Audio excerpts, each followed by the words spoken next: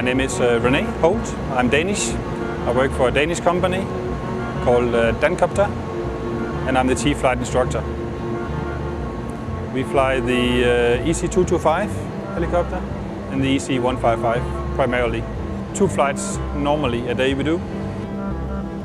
Every pilot comes to the HELISIM twice a year on the 225 and the EC155.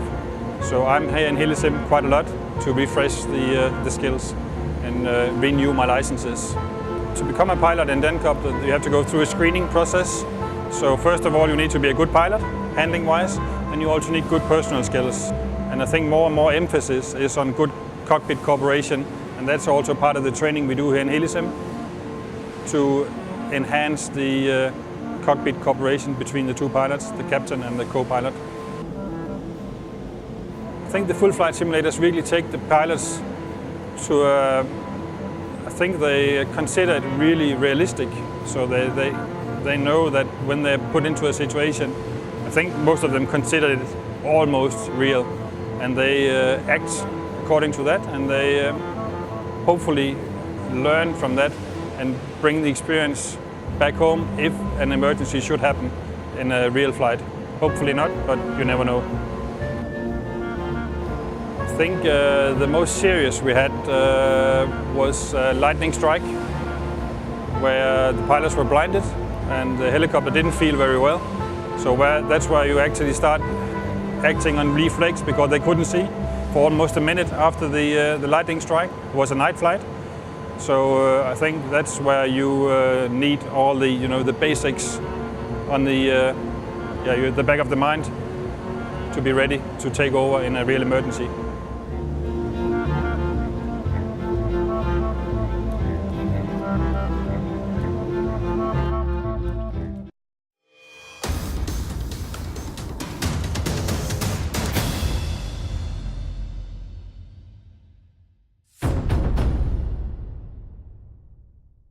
My name is Paulo Melo. I worked for Sonera 10 years. I started to be a pilot at 1986. I have total hours 6,000, and I'm a new on the 225 with the 100 hours. So I think that for new or for old pilots is very important. We come here one time off here to making a simulator to refresh. And for remember the procedures and everything that we do. Normally we don't practice on flights. My name is Olindo Junior, captain pilot of EC225. I work for Sonair, and I have about 800 hours EC225. I think that after the simulator, everybody, that's my personal opinion, everybody feels very confident and very comfortable to fly after the simulator training. Everything that we do here, we feel that we are capable to respond every situation that can come.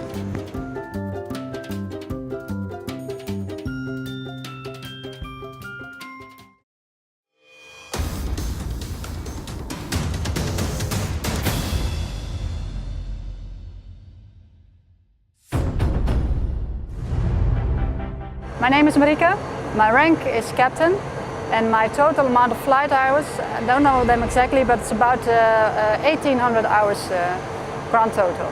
And I think about 1,500 hours at the Super Puma. We've been training here for 10 years at HELISIM, at the L2 simulator. We come here minimal 2 times a year for training, and the missions we train here in the simulator are, of course, the emergencies. We do instrument flying, NVG flying, and usually we conclude the training with a mission. A lot can be a maritime mission, so on a boat. We can do mountain flying, we've done that before, or maybe brownout training, so that depends. In the simulator you can practice the missions in combination with the emergencies, and that's something you cannot train in the actual aircraft. which prepares you better for the missions in the actual aircraft, because you can do the emergencies also here. I had a couple of emergencies actual which already performed here in the simulator. For instance, we had troubles with the battery who was overheating. And if you already trained that in the simulator, which we do, then it makes it more easier in flight to analyze and to solve the mission. So by training emergencies in a simulator, prepares you better for actual emergencies in the aircraft, which improves safety, of course.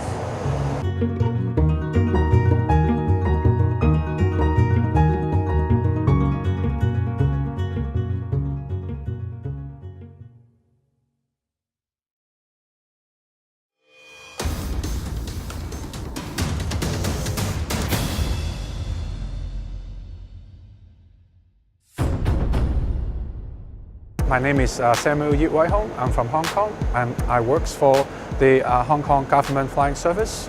I'm a line pilot, and basically our department operates the Super Puma helicopter and the EC-155 helicopters for all sorts of missions, including search and rescue, support helicopters and law enforcement. How many years I've been flying the Super Puma? I converted to the Super Puma back in year 2001, so it's more than 12 years since I first flew the Super Puma helicopter.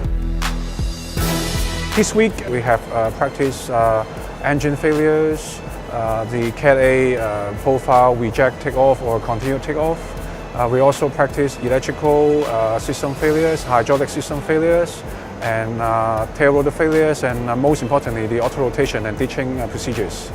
It's also a great opportunity for us to familiarize with the procedures and also the drills and crew cooperations. To be able to fly in a simulator offers great help to enhance flight safety. In the real aircraft, we are not able to practice a lot of emergencies. It will be just too risky or dangerous to do it in the real aircraft. However, in the simulator, we control environment to practice all sorts of very serious malfunctions. Regardless of the consequences, we'll be able to see how it's going to looks like and how the aircraft will behave, and most importantly, how as a pilot should control and behave and react to the situation. Come here to do trainings from time to time to learn, recap the knowledge, give us well prepared for any real emergencies when we fly. So again, it enhances safety a great deal.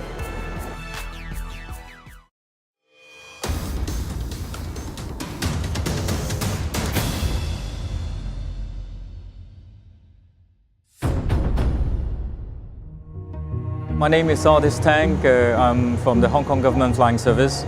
I've been with the services since 1991. I have accumulated about 7,500 hours. We come here for the simulator training on the EC-155 as well as the Super Puma Mark II. In Hong Kong, we use the aircraft not only for, apart from search and rescue, we use it for firefighting, we use it for air ambulance and police work. So we have a lot of variety on helicopter usage. In the morning we may be doing firefighting, and then in the afternoon we may be doing a VIP flight, and at night search and rescue. So training and standard is something that we need very much to work on and to keep everybody up to the high standard or safety standard. Simulator help us a lot in doing that. With a complex helicopter like the Super Puma or the EC-155, I think we rely on this means of training to know our strengths and weaknesses so that we can do better in the real mission. This is something that we like the simulator. The system emergencies cannot be practiced in the real aircraft. Or with very high risk if you do it in a real aircraft. So simulator training is something invaluable for us. So we come here very often to get the training done. And sometimes we do emergency situations. Sometimes we do what we call loft, line-oriented flight training, just to see how crew work together in a slightly stressful situations, control environment, how we work together, how we communicate in a cockpit, in a difficult missions environment. And I think this is, again, invaluable for us. Of course, I'm look forward to coming back to the simulator, especially is situated in the south of southern France.